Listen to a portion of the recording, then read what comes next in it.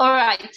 So for now, we agreed on a topic, which is that we are going to talk about how religion is being manipulated in order to serve the agenda of certain people.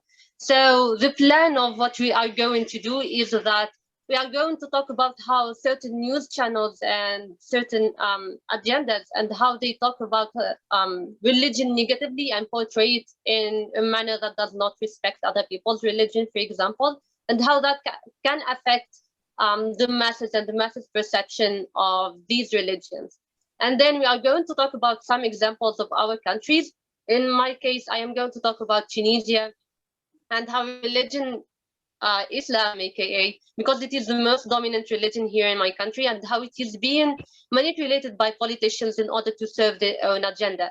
And Lindy Way is going to talk about the example of South Africa and how religion is being linked to corruption and is being used as a means for certain pastors and politicians as a means for them to serve their own agendas.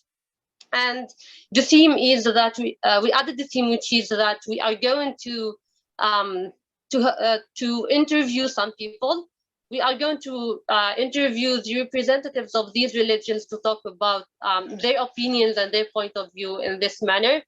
Like we are going to talk about the people, someone who is from that religion. He doesn't need to be very higher up or anything, but someone who knows about that religion, and are going to conduct an interview with them.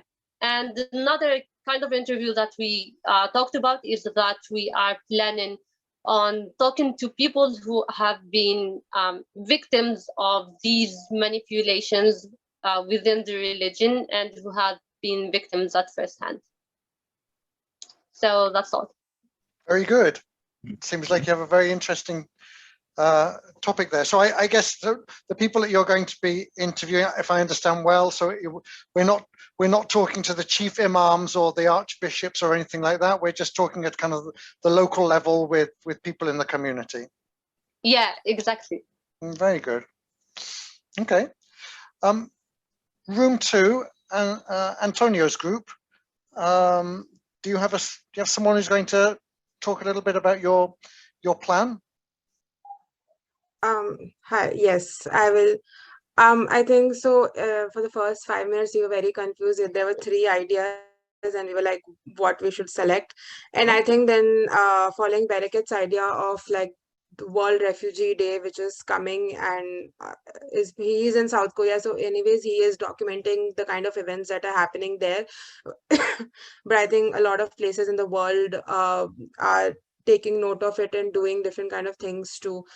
Now I think like maybe our topic isn't as is more broad, and I think several articles can come out of it. But for now, we were thinking of this idea of refugee migration and the idea of rehabilitation and how to ensure that you do rehabilitation in the correct way, in the sense to not make any party the villain. If they are accepting or not accepting refugee, you have to understand their opinions as well, and not just like kind of say, oh, just because they're not doing it, they're just like, oh, they're not good people inherently, and that's it. That can't be an argument.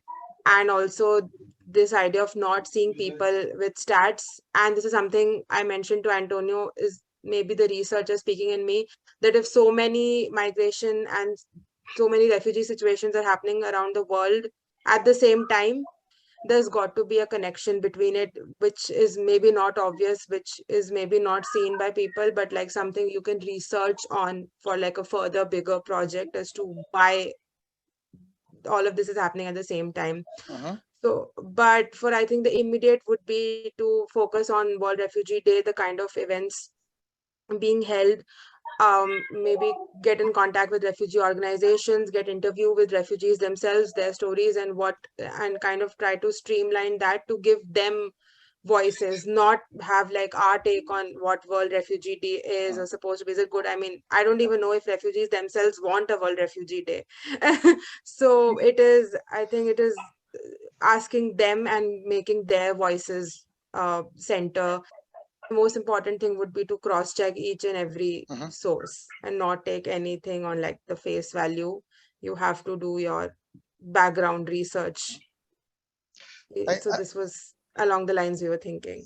I think that's very interesting. I can tell you from my personal experience, Snigdha, that a few years ago I was living in Budapest in Hungary, and I think it was the year 2015, 2016, and there was like 1 million refugees coming from Syria, and they were walking, taking, cars, taxis, whatever. They were coming from Syria, but there was like 1 million people coming through Europe, and I went down to the train station in Budapest, and I was helping because some people from the local community were welcoming these people. They were making sure they had food because they all wanted to go to Germany. So, but they were in a terrible condition, some of these things, and what was going on, the way that the local community was supporting was very interesting, and I wrote about it, and it was the most widely read article I ever wrote. So I think it's a great topic, and I think it has the possibility to be a very interesting story. So well done with that. And you have 3 days. That's to produce a series connecting several points. Well, absolutely. I mean, and again, an excellent possibility to give the context for why are there so many. Yeah, that's a very for presence. I think it's a very important question. Why are there so many refugees at the moment? And again, I mean, we all know that it's related to the system that we live in, and the scale of values, which treats human beings as not worthy of living. So good. So the third group was working with you, Pia. So Carolina and Anita. Someone like to... Carolina will present the theme, and then Anita the template with all the plan we have. Perfect. Yeah. I'll share it now while she speaks, so you already see it and she can read it as well. Let me just check that you can share screen.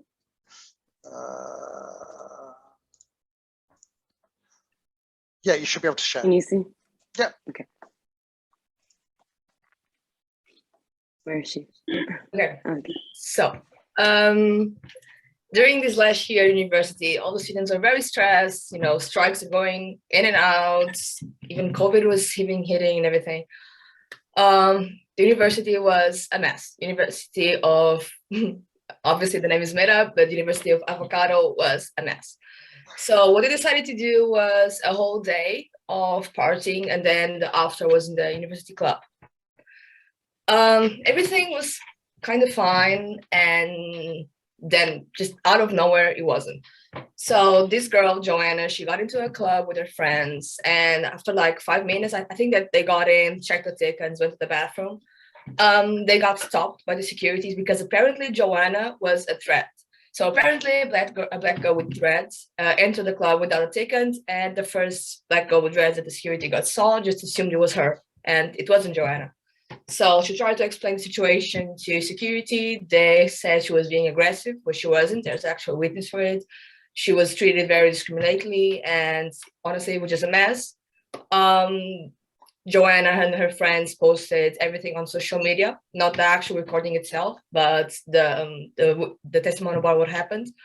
And this started a huge wave of concerns because it's not the first time that something like that happens in the university club. Even previous workers, especially students that work in the club, right, are coming out and saying that the workers don't, the bosses don't care about their health. Like some people had to be forced to work under COVID and everything. So yeah, there's just like a huge mess, and our story is going to be basically about like discrimination, but we're going to focus on Joanna. So yeah, that's basically it. So it's going to be like a young black girl that was discriminated by a security guard. Actually, I think it was more than one because they had to take turns and check the situation, and it took at least like 20 minutes for them to actually check that it wasn't her, because they had to go to the security cameras. I think that explains a lot about the situation. The Instagram's club actually made a statement already, and they said, honestly, they didn't say much. They just said that they are aware of the accusations on social media and they are giving their best to try. But then the comments were so bad, they actually had to turn it off. But on just the last post, so people now are commenting on the last ones. the previous ones. I think they're just trying to soften the situation, but they're just making everything worse, honestly. I know with at least 5 people that were in the situation, and Joanna's friends, so we had like a huge collection of voices to gain a perspective of the situation. It's actually noticeable to refer that the security company wasn't the security company that usually the university hires to do the university events. So it'd be interesting to talk with, obviously, Joanna, the security, witnesses, the club itself, and the student union, which is the organization responsible to create the events. We would give some context, so basically like about how discrimination has, I don't want to say evolved, but developed in England over the century, how this can be used even in the university context. Maybe we compare with different universities in different countries. Anita was saying that she had an example in her own country, so yeah, that would be good to explain for example what happened in Italy. And then in the last part, we would comment that this issue was brought up not by many people on social media, and this can help by this action not happen so frequently in the club, which is, this action was like I know at least like 10 people that went through something similar over this last year, and it's only my 3rd year here, honestly, like it's a mess. The names of the people and the university and even the town were changed to protect their identity, and yeah, I think that's it. Good.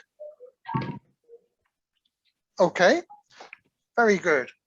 Anita, have you got anything you adding on that, or are we just following? I think she covered pretty much everything, but very yeah, good. It was, yeah. Okay. Thank you. So if you stop your sharing then. And thanks for filling in the table. I mean, great to see the table being used in practice. And let me just see our next room. Okay, so Areti and Bruna. For that, do you mind if I leave? Because like, not something just happened and I actually have to go. Okay. Okay. I don't want to be rude or anything, because like I'm actually really enjoying this, but just something came up and I can't. There's no problem. No problem, Carolina. We'll see you next week. I'm really sorry. See you next week. Okay. Bye-bye. Areti, Bruna, who's going to say something? Bruna, what do you think? Well, you know, we have not everything covered like the previous group, but we selected as subject selection as a topic category gender and feminism, and we were thinking about writing Me Too movement, but not like the Me Too movement, maybe more like international, like Ni Una Menos in Argentina, or it was suggested like Las Tesis in Chile, and maybe, you know, in Greece as well.